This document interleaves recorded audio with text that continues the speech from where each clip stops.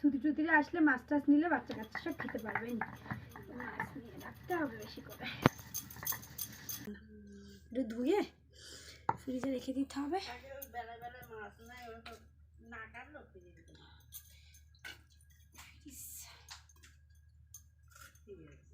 মাকে ভাবছি বলবো মা অর্ধেক না, অর্ধেকটা দিয়েছি আর হচ্ছে ইয়েটা দিয়েছি, ওই হচ্ছে ওই একটা গোটা দিয়েছি।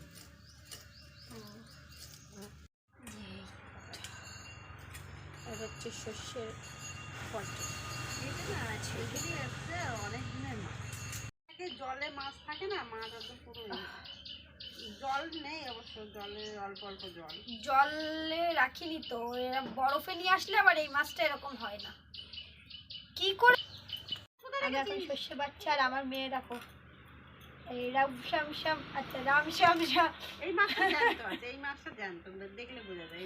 ওটা কি উপন্যাস, এই বাটিটা তো এইখানে পড়ে আছে থালাটা।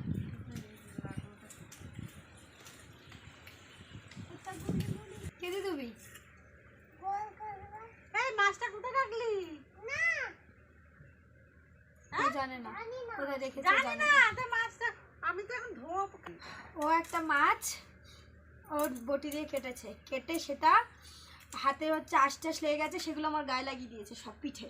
ঠিক আছে, প্রথম মুছেছে, এবার তারপর দেখছে ওর হাতে শুকে দেখছে গন্ধ লাগছে, ঠিক আছে, ও গেছে গিয়ে আমার সাবানটা দিয়ে ভালো করে হাত ধুয়ে, এবার কল তো আর টানতে পারছে না, এবার কী হয়েছে ওই হাতে করে সাবান রেখে রেখে ঘুরে ঘুরে বেড়াচ্ছে, এরকম করছে আর ঘুরছে।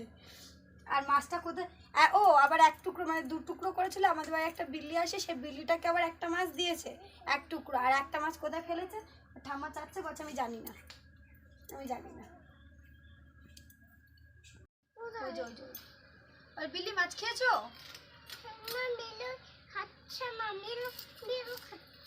বিল্লু খাচ্ছে না? তুমি কেমন কি মাছ দিয়েছো বিল্লুকে যে বিল্লু খাচ্ছে না? তুমি মাছ কোথায় রেখেছো? নিয়ে আয় মাছটা। কোথায়? নিয়ে আসো ওটা নিয়ে আসো, ঠাম্মা ধুয়ে দেবে। যাও, আমি একবার কেটে ধুয়ে দেবো। তুমি একটু দেখাও সবাইকে তুমি কেমন মাছ কেটেছো। এই দেখো, এই দেখো, না ছাড়িয়ে চাষ, না ছাড়িয়ে যে কানকো, শুধু মাঝখান থেকে শুধু জানে অর্ধেক করতে হয় মাছকে, বাস অর্ধেক করে এই অর্ধেকটুকু এখানে রেখেছে, আর অর্ধেকটুকু ওই বিল্লুকে দিয়েছে খেতে। ঠিক আছে, আমার মেয়ে কিন্তু একদম এক্সপার্ট মাছ কাটা। বিড়ালকে দিয়ে দিয়েছে অর্ধেক লেজটা বিড়ালকে দিয়েছে। তোমরা সবাই জানিও তো কেমন হয়েছে ওর মাছ কাটাটা। ওর বাড়িতে সব মাছ কাটা দেখে দেখে ও মাছ কাটার